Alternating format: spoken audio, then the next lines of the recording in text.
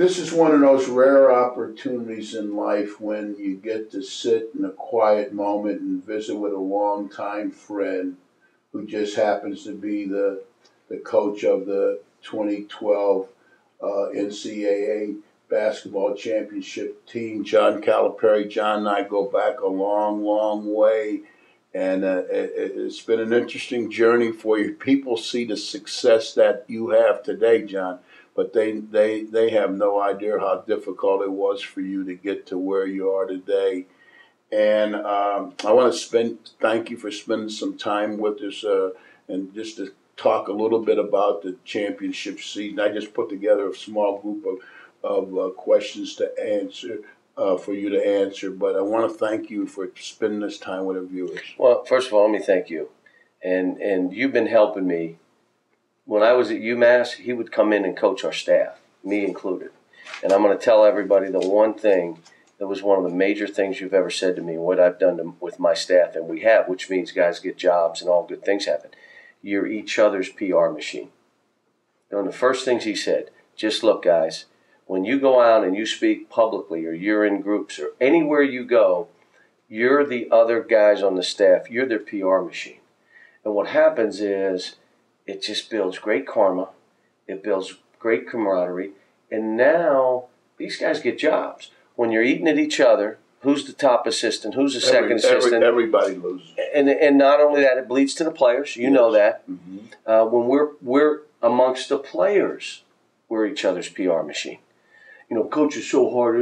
What are you talking about? He loves you. Mm-hmm. This man, all he talked about is blah, blah, blah. That's the kind of stuff. So that was those early days when I was at UMass with rotary phones. Yep. Shared the office with the women's team. And paid phones on the road. You go back you had paid phone to call the head coach. I had a bag of quarters in my pocket. Yeah. So, fun times, though. You know, actually, we kind of digressed a little bit quickly, but I'm a system that I use when people talk bad about someone, and particularly if it's a friend of mine, someone would say, well, Calipari, he's this and that. And I'd say, geez, you know, it's really kind of funny to hear you say that because every time I'm around John, he promotes the heck out of you. He always wow, has that's something really nice funny to say about you. And you know what the guy will invariably say? No, I didn't really mean that John was an ass, you know. I mean, no, because here this guy's going around saying good things about you, and you're saying he's a jerk. And I stop him in the tracks every time with that one. That is hysterical. But John, let's talk about the 2012 season. What were your initial expectations back in September when you had this a group of kids together that on paper looked like they had some potential to do something special? What were your expectations back in early September for the team? When I saw them together and we did some stuff, that early practice stuff that we were allowed to do, I said, oh my goodness, this could be ridiculous. Now, the question was, all right, how do we keep these guys together playing for each other? Mm-hmm. How do we protect them? We went to a curfew. You know, we had some guys, they're normal 17, 18, 19-year-old kids. We had a curfew. We had unique kids, special kids. I'll give you an example. At the end of the year, the 5th leading shot taker on my team, Anthony Davis, one pick.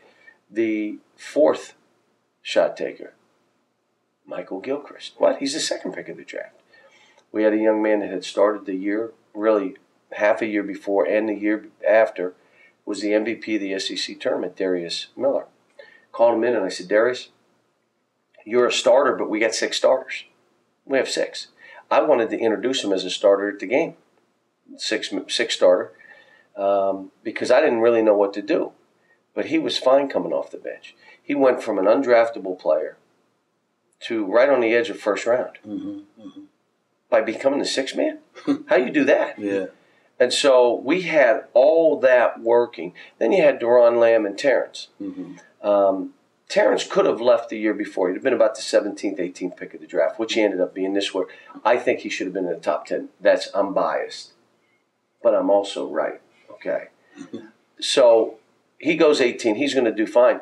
But those two come back. You know, a lot of times it's my turn. You guys are going to wait. I waited. Now you wait. They didn't do that. You know, it was so many things. Our point guard, who shot 25 times a game in high school, everybody says you can't win with him. He's not that. He's baggy. He's a great kid. He just wanted to be coached. Now, he fought me, and he lost. And he played the right way as a point guard, and we win a national title. We had so many. Kyle Wilshire could have gone anywhere in the country and played 30 minutes a game, 28 minutes a game. He comes here, he's playing 15 minutes a game. He knew coming in, I want to be on the best team in the country. We had all those stars aligned, and they listened. And the way we play, which is that attacking style, we can just keep coming at you. It was. I knew early that this is a really good team. I kept all the media out. Every year I get, hey, will you do a Hard Knocks? Will you do an All Access? Will you let us follow you all year? Will you? Not that year. There was I needed to really focus in and zero in on what we were doing. But it was early on, you could tell we were going to be really good.